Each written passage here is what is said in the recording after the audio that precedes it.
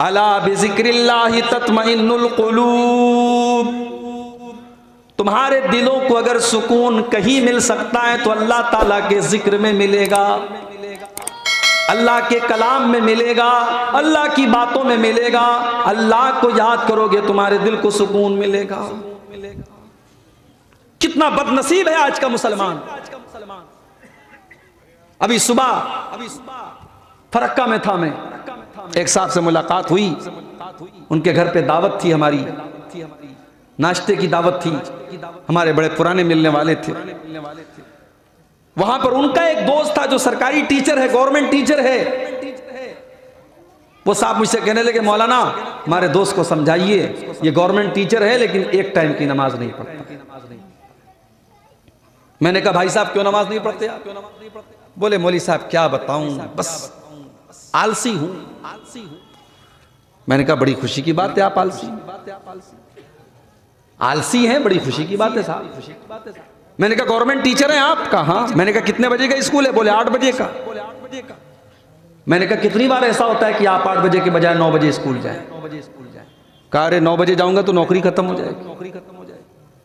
मैंने कहा आपकी नौकरी की ड्यूटी 8 बजे, आप 7:30 बजे अपने स्कूल के लिए रेडी हो जाते हैं। आपका स्कूल अगर खुला है तो आप स्कूल पढ़ाने जाएंगे, क्योंकि आपकी रोजी रोटी उसके साथ जुड़ी हुई है, आप उसमें कोई नागा नहीं करेंगे।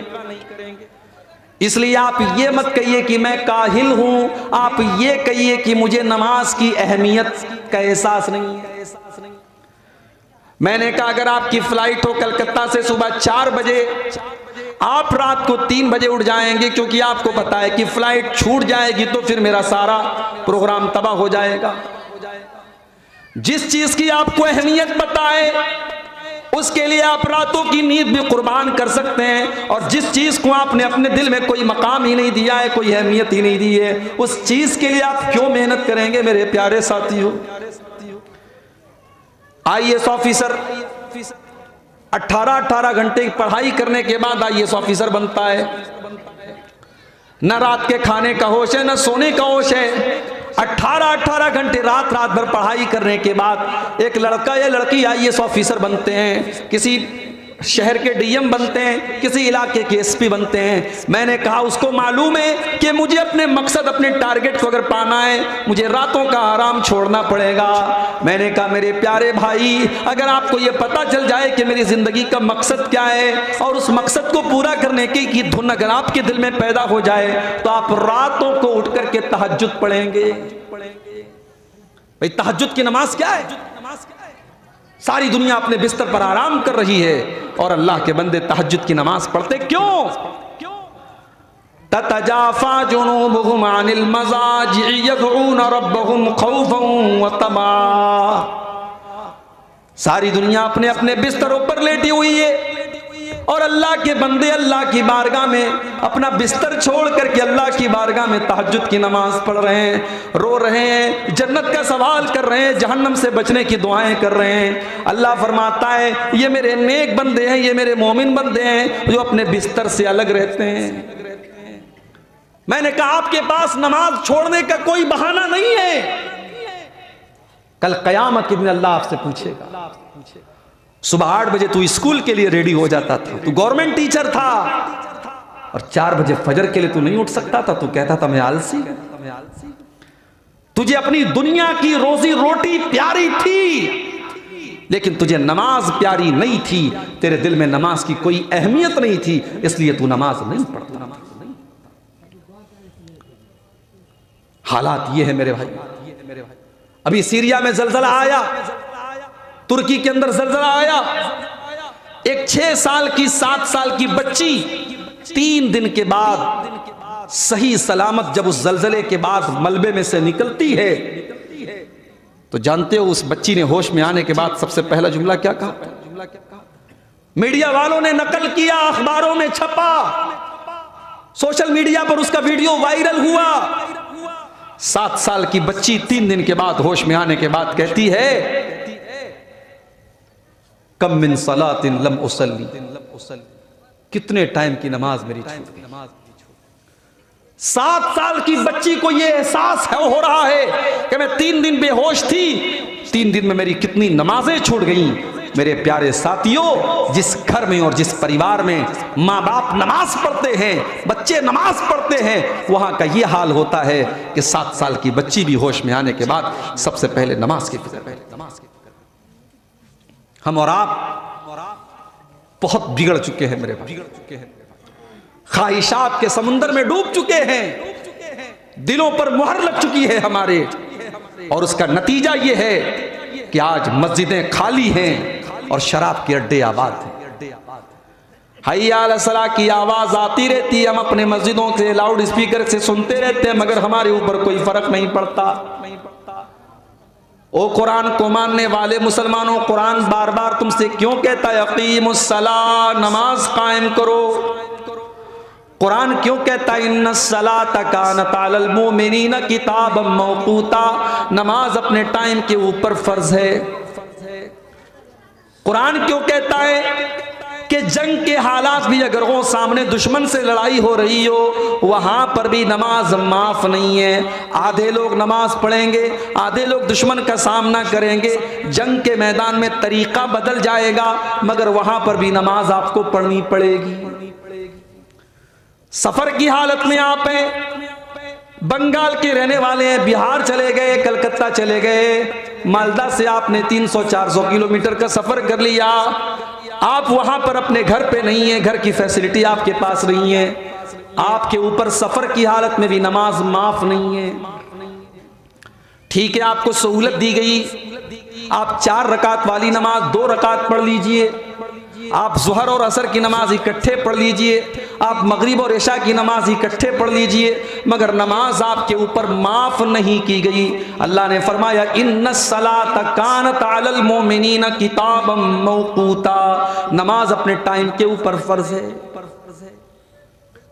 अल्लामा अब्दुल अजीज इब्ने बाज रहमतुल्लाह अलैह से पूछा गया कि अगर कोई इंसान कोमा में है, हॉस्पिटल में कोमा में है, होश में नहीं है वो, या होश में अगर है तो हिल भी नहीं सकता है, वो वजू भी नहीं कर सकता है, वो तयम्मुम भी नहीं कर सकता है, वो रुकू भी नहीं कर सकता है, वो सजदा भी नहीं कर सकता है, वो बिस्तर से उड़ भी नहीं सकता है, क्या वो नमाज पढ़ेगा? अल्लामा इब्ने बाज ने कहा पढ़े। कैसे पढ़ेगा भाई? हिल नहीं सकता, रुकू नहीं कर सकता, सजदा नहीं कर सकता, पेशाब कर रहा है, धुल नहीं सकता, वो कैसे नमाज पढ़ेगा? अल्लामा अब्दुल अजीज इब्ने बाज फरमाते हैं, अल्लाह ताला ने कुरान में फरमाया फत्तकुल्लाह मस्ततातुम, अल्लाह से डरो जितनी तुम्हारे अंदर ताकत है। जब वो इंसान तयम्मुम नहीं कर सकता, वजू नहीं कर सकता, सिर्फ अपनी आंखें हिला सकता है, इशारा कर सकता है, तो वो इशारे से नमाज पढ़ेगा, लेकिन पढ़ेगा। नमाज उस हालत में भी माफ नहीं है। ओ लोगों, हम नमाज न पढ़ने का क्या एक्सक्यूज अल्लाह की बारगाह में पेश करेंगे? जरा हम सोचें, क्या बहाना हम पेश करेंगे?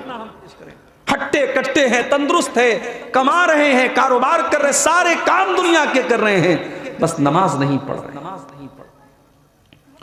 कुरान का 29वां पारा उठाइए, अल्लाह फरमाता है जब जन्नती जन्नत में चले जाएंगे, जहन्नमी जहन्नम में चले जाएंगे, तो जन्नती जहन्नमियों से सवाल करेंगे मा सलककुम फी सकर, ऐ जहन्नमियों तुम जहन्नम में कैसे पहुंच गए? जहन्नमी कहेंगे क़ालू लम नकु मिनल मुसल्लीन, हम नमाज नहीं पढ़ते थे, हम नमाज नहीं पढ़ते थे, वलम नकु नुतिमुल मिस्कीन, हम गरीबों को खाना नहीं खिलाते थे, वकुन्ना नखूज़ु मअल खाइज़ीन, और हम हंसी मजाक करने वालों के साथ, मौज मस्ती करने वालों के साथ मौज मस्ती किया करते थे।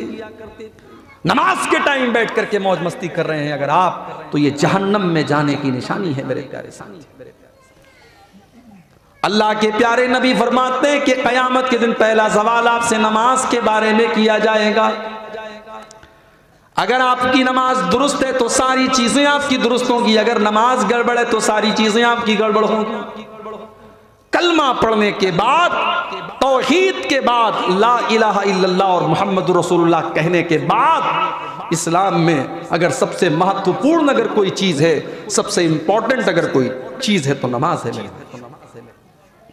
आज हम में से कितने नौजवान हैं जो नमाज नहीं पढ़े, उनकी जिंदगी में नमाज की कोई अहमियत नहीं है।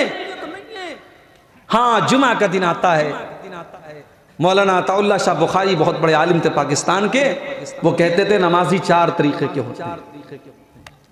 नमाजी 4 टाइप के होते हैं। एक होते हैं ठाठ के, एक होते हैं 8 के, एक होते हैं 360 के, और एक होते हैं खाट के। पूछा गया इसका क्या मतलब है? बोले ठाठ के नमाजी वो है जो 5 टाइम की नमाज पढ़ते हैं अल्लाह के रसूल के तरीके के मुताबिक। 8 के नमाजी वो है जो जुमा 8 दिन पर नमाज पढ़ते हैं। 360 के नमाजी वो हैं जो साल में ईद और बकरीद की नमाज पढ़ते हैं। और खाट के नमाजी वो हैं जो किसी रिश्तेदार के मरने पर जनाजा पढ़ लेते हैं। जनाजा पढ़ लिया, बस साहब बहुत बड़ा उसने एहसान कर दिया। याद रखो मेरे प्यारे साथियों, जब एक इंसान मर गया तो मरने के बाद उसकी रूह कभी दुनिया में नहीं आ सकती, कभी नहीं आ सकती। अल्लाह ने फरमाया हत्ता इज़ा जाअहदहुमुल मौत क़ाल रब्बिरजिऊन लअल्ली आमलु सालिहन फीमा तरक्तु। जब मौत का टाइम आता है, बंदा कहता है कि अल्लाह मुझे तू एक बार दोबारा दुनिया में भेज दे, एक मौका और दे दे। लअल्ली आमलु सालिहा, आय अल्लाह मैं वादा करता हूँ कि मैं नेक अमल करूँगा, मैं ऐसा अमल करूँगा जिससे तू राजी हो जाएगा, खुश हो जाएगा। आंख खुली भी तो कब खुली? मरने के बाद आंख। मरने के बाद इंसान कहता है कि अल्लाह एक चांस और दे दे। इसलिए नहीं कि बेटी की शादी कर, इसलिए नहीं कि मकान अधूरा है, मकान बनवाना है, टाइल्स बिछवाना है, इसलिए नहीं कि बिजनेस का सेटअप करना है। आय अल्लाह एक मौका और दे दे, मैं वादा करता हूं मैं नेक अमल करूंगा, मैं तुझे राजी करने वाला अमल करूंगा। अल्लाह फरमाता है कल्ला इन्नहा कलिमतुन हुवा काइलुहा। मेरे बंदे ये पॉसिबल नहीं है, ये मुमकिन नहीं है, ये संभव नहीं है, ये हो नहीं सकता। मेरे बंदे मरने के बाद तुझे अब दोबारा कोई चांस मिलने वाला नहीं है। व मिन वराइहिम बरज़खुन इला यौमि युबअसून। अब क़यामत तक तुझे इस कब्र के अंदर रहना है, यही हिसाब व किताब देना है, यही तुझसे सवाल व जवाब होगा, और अपने अमल के हिसाब से तुझे क़यामत तक यही जिंदगी गुजारना है। हाय हाय, मरने के बाद किसी की रूह लौट करके नहीं आती मेरे भाई।